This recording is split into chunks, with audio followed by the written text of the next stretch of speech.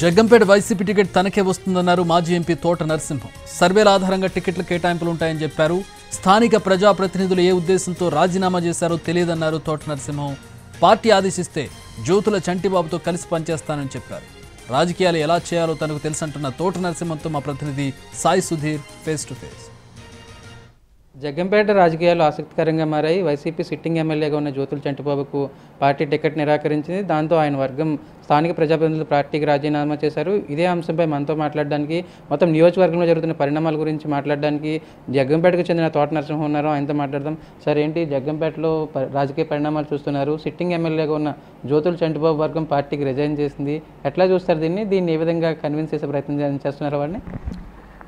నిన్న వారు మరి సడన్గా నిర్ణయం తీసుకుని కొంతమంది పదవికి పార్టీలకి రాజీనామా చేసినట్టుగా ఉంది. వైఎస్ఆర్ కాంగ్రెస్ పార్టీకి రాజీనామా చేసినట్టుగా ఒక 4-5 ప్రకటన చేయడం జరిగింది. అది మరి వారు వ్యక్తిగతంగా తీసుకున్నటువంటి నిర్ణయం. అది మరి నాకు యాక్చువల్గా అయితే మరి ఆ సంబంధం లేదు. యాక్చువల్గా ఆయన రాజీనామా చేశారు.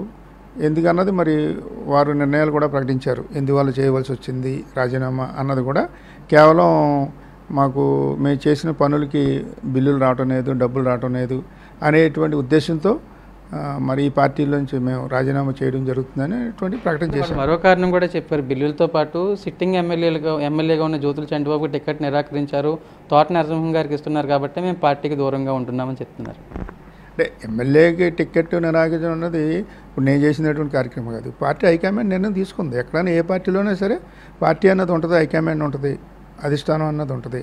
అధిష్టానం నిర్ణయం మేరకు ఎవరైనా సరే కట్టుబడి ఉండాలి. వారు ఒక అధిష్టానం టికెట్ ఇవ్వలేదు, ఇస్తలేదు అనేటువంటి విధానం చెప్పారంటే వారికి రకరకాలైనటువంటి కారణాలు ఉంటాయి. మరి ముఖ్యంగా ఒక సర్వే చేస్తుంది ఏ పార్టీ అయినా సరే, ఎక్కడైనా సరే, ఈ దేశంలో కానీ ఈ రాష్ట్రంలో కానీ ఏ పార్టీ అయినా సరే ఎవరికి ఇస్తే బాగుంటుంది, గెలిపిస్తే ఎవరికి బాగుంటుంది అనేది సర్వే చేసుకుంటారు. ఈ జగ్గంపేట అయినా కాదు, ఎక్కడైనా సరే ఆ చేసే విధానంలో అక్కడ గెలుపు ఎవరు వెళ్తే బాగుంటుంది, ఎవరితో అయితే బాగుంటుంది అనేటువంటి విధానంలో భాగంగా ఒక నిర్ణయం తీసుకుంటారు. అంతే తప్ప నాకు టికెట్ ఇచ్చామంటే ఇచ్చేయడం కానీ, లేకపోతే ఆయనకి ఇవ్వద్దంటే అనేటువంటి మానేడే విధానం ఉండదు. పార్టీ ఒక సిస్టమేటిక్గా వెళ్తారు ఎవరైనా సరే, అధిష్టానం అన్నది ఆ రకంగా చేసినటువంటి పరిస్థితుల భాగంగానే జరిగింది. పార్టీ నుంచి ఏమైనా ఇండికేషన్స్ వచ్చేసి ప్రస్తుతానికి అయితే అఫీషియల్గా ఎటువంటి ప్రకటన రానప్పటికీ పార్టీ నుంచి మీకు జగ్గంపేట ఇన్ఛార్జ్గా అవకాశం ఇస్తున్నాం ఏమైనా ఇండికేషన్స్ కానీ సంకేతాలు ఏమైనా వచ్చాయి మీకు? పార్టీ నుంచి ఇంకా ఇవ్వలేదండి. బట్ ఏంటంటే ఈ మీడియా ద్వారా చూసినటువంటిది, వారు సర్వేలు చేసినటువంటి విధానంలో భాగంగా జరిగినటువంటిది. అలాగే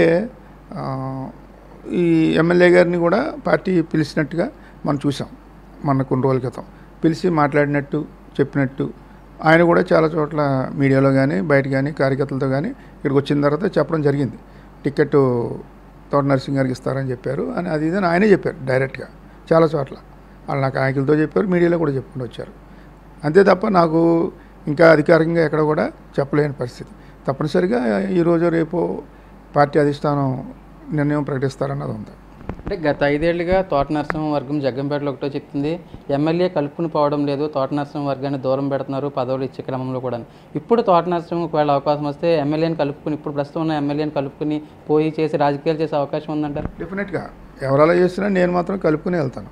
ప్రతి ఒక్కరిని కూడా కలుపుకునే వెళ్ళేటువంటి గుణం కూడా నేను 15 సంవత్సరాలు రాజకీయంలో ఉన్నాను. 2004 నుంచి కూడా 2019 వరకు కూడా నేను 2 సార్లు ఎమ్మెల్యేగా, మంత్రిగా, పార్లమెంట్ సభ్యునిగా పనిచేసినటువంటి అనుభవంతో నేను అందరినీ కలుపుకునే వెళ్తాను. ఒకవేళ ఎమ్మెల్యే సపోర్ట్ చేయకపోయినప్పటికీ కూడా తోట నరసింహం ఈ ఎన్నికల్లో పోటీ చేసి గెలిచే అవకాశం ఉందంటారా? ఆ విధంగా తప్పనిసరిగా గెలుపుతాం. ఎందుకంటే తోట నరసింహ గారు దగ్గర జగన్మోహన్ రెడ్డి గారు అనే వ్యక్తి రాష్ట్ర ముఖ్యమంత్రిగా అనేక సంక్షేమ కార్యక్రమాలు చేశారు. ఆయన అనేక అభివృద్ధి కార్యక్రమాలు చేస్తూ వెళ్తూ ఉన్నారు. ప్రతి నిరుపేద కుటుంబానికి మీరు చూస్తూ ఉన్నారు. ఎక్కడ లేని విధంగా అనేక రకాలైనటువంటి లబ్ధి ఈరోజు నిరుపేదలకి సంక్షేమ బాట పెట్టించి కార్యక్రమాలు చేస్తున్నటువంటి వ్యక్తి మన రాష్ట్ర ముఖ్యమంత్రి జగన్మోహన్ రెడ్డి గారు. ఈరోజు ఆయన పరంగా అనేక రకాలైనటువంటి సంక్షేమ కార్యక్రమాలు ఏదైతే జరుగుతూ ఉన్నాయో అవన్నీ ఈరోజు మా గెలుపుకి చాలా చక్కటి మరి విజయ అవకాశాలుగా కనిపిస్తాయి. మెట్ట ప్రాంతంలో మిగతా ప్రాంతాలతో పోస్తే మెట్ట ప్రాంతంలో రాజకీయ చైతన్యం ఎక్కువ మీరు చూస్తూ ఉంటారు. ఒకవేళ ఆయన దూరంగా ఉంటే అవతల వైపు ఏమో బీజేపీ, టీడీపీ కావచ్చు, అదేవిధంగా జనసేన ఇద్దరు కలిసి పనిచేస్తున్నారు. అప్పుడు మీకు ఎటు టఫ్ ఫైట్ వచ్చే అవకాశం ఉందని కదా?